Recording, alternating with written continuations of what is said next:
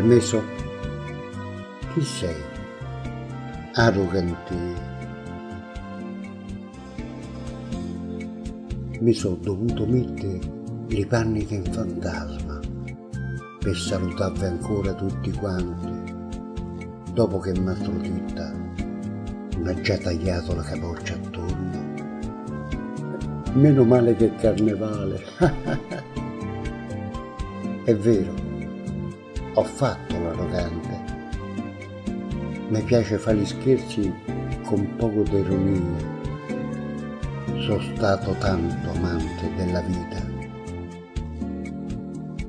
All'occhi di Rosetta ero un coniglio, ma l'amore non vuole codardia.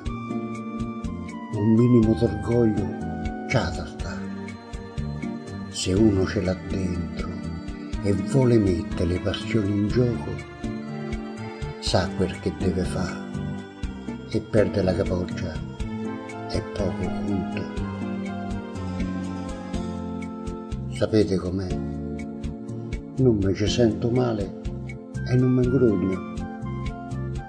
L'ho fatto per amore, non me ne proprio pento.